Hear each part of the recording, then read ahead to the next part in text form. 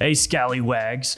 I mean friends. Ash here with Gents. How's it going? It's almost fall time. We're creeping up on the season. For me, as it heads into September, that's when I really start to go, okay, fall is here now. Even if maybe it doesn't feel like it or look like it just yet where you are, with my mind, my simple childlike mind, that's how it works. Kind of like when it ticks over to March, I go like, oh, it's March, it's spring now. And I go outside and it's freezing still, but in my head, it's spring. And in today's video, I have 10 fragrances that if you're a beginner, you can still rock with. You can wear these. They're gonna have you smell awesome, and they're gonna give you a little unique flair. So some great fall fragrances for beginners, or really anybody. They're gonna have you smelling amazing. So let's check these out.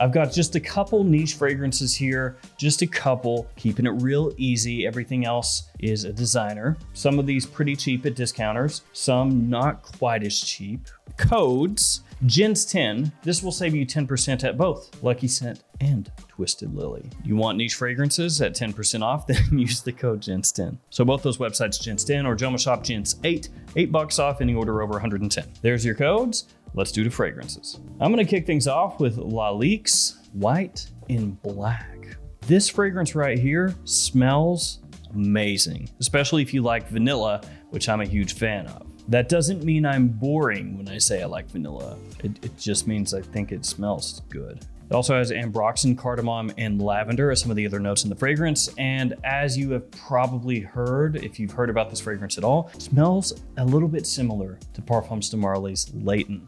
Only this is way cheaper, which that's a positive, at least where I'm from. Like most Laliques, the quality is way higher than you might expect for the price point that you're gonna pay at discounters, even though it's not as cheap as some of their other fragrances like Ancre Noir or Lalique Hommage à l'Homme. Like I was struggling to get that out for some reason. Even though it's not as cheap as those, it still is a great bang for your buck fragrance, assuming you can find it at discounters. It is one of those scents that unfortunately sells out all the time. It is absolutely amazing in fall and winter though, and it does come with a gimmick where you treat this like a chalkboard. Next up from Giorgio Armani, it is Code Profumo. Code Profumo, wow, everybody loves this. Tonka amber, cardamom, green apple, and leather, some of the notes in the fragrance. Has this kind of root beer feeling in the opening. It's got this effervescence, this sparkle, this lot of sweetness that will make people think of root beer when they smell this. Great performance, big time compliment puller. Awesome evening fragrance or clubbing fragrance, or even a date night fragrance. Maybe dial it down a little bit on a date, but still really good. The word on the street with this is that it is possibly going away. I don't know if it actually is. I'm hoping it doesn't. Don't think that it's a good idea for Giorgio Armani to do that, but some people are worried that it is going the way of the dinosaur. Armani Code Profumo, really good, one of the best in the line. Now the first niche fragrance. This is from the House of Creed, which some people call the House of Greed. Seriously though, it is from the House of Creed, and the fragrance, one of my favorite from the house, Royal Oud. This is really good stuff, actually, really good. Kind of want to wear this like right now.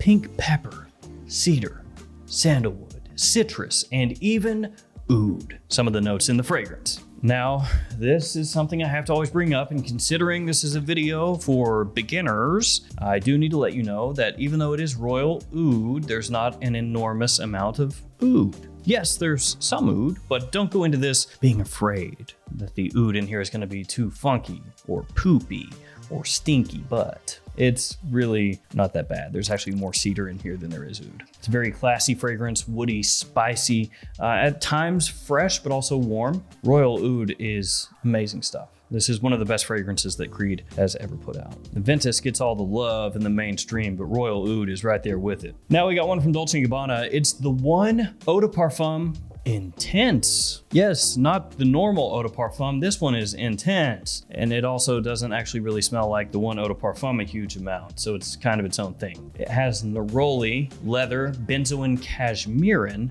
and cardamom. So this one is interesting. It's fresh with the neroli, and it has this fuzziness to it, this warm fuzziness from the cashmeran, but then it's also quite sweet as well, and even a little bit dark and slightly resinous. It does not perform as monstrously as you might expect from a fragrance that is both called an eau de parfum and an intense. You would think that when you put those two together that you're in for just a beast mode awakening, but not really. But it is a fragrance that smells very, very good, very appealing, great at pulling attention, and is one that will never, ever, ever, ever be worn as much as the one Eau de Parfum. Okay, let's do, well, this is kind of color coordinated too. The next one, CH Privé from Herrera.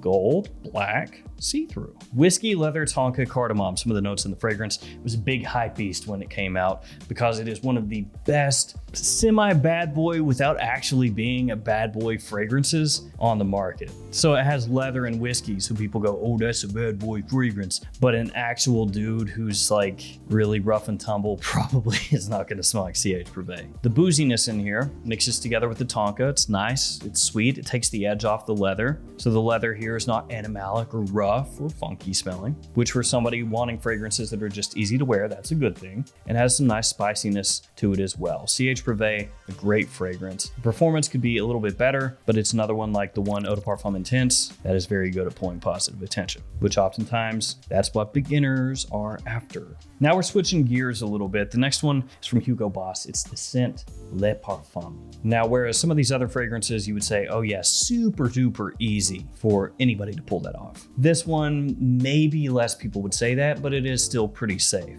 So it's got your typical, the scent notes in here with Maninka and ginger and wood, spit of leather, but it switches things up with iris. So it has a touch of powder to it. It's a little bit sweet, but not overly heavy-handedly sweet. It has that scent DNA from the Maninka fruit that you can pick up pretty much right away, like always. And this one, the longer it stays on your skin, the better it seems to get, at least for me anyway. And when you compare it to some of the other big iris fragrances out there, it stands on its own pretty well. It doesn't smell as makeup-y as something like Dior Homme Intense or Gentleman Eau de Parfum or Valentino Womo Intense, but it's also not as powdery, soapy as something like Prada L'Homme. It's somewhere in the middle ground. Okay, the other niche fragrance here from Parfums de Marly, Herod. Could have gone with Leighton, but we already got white and black. So, I mean, do you really need Leighton ×2? No, you don't. So that's why we're doing Herod. This is one of the nicer, easy to wear tobacco fragrances on the market. There are a lot of tobacco fragrances that maybe I find a little more interesting, but those oftentimes are not as easy to pull off.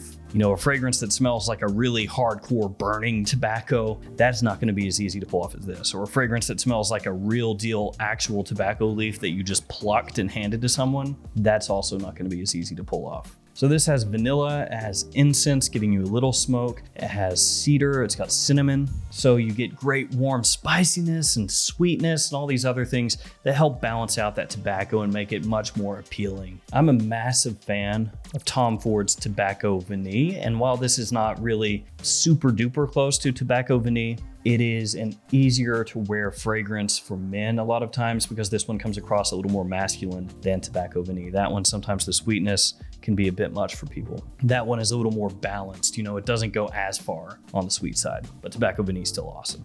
Next up, we got one from Ferragamo Womo. So this one makes use of tiramisu along with tonka and cardamom. So you've got coffee and a sweet undertone that's there right away. Got a little sandalwood in here as well, but that's kind of playing second fiddle to the tiramisu, the tonka, the spices that are in here. Womo's signature is also very good. It kind of takes this DNA and ramps it up a little bit further. If you can find this at a good price from discounters, it is worth a pickup in my opinion. Ferragamo has started to move away from the Womo line, it seems, but I actually like this more than their current Ferragamo line. After that, Polo Red Extreme.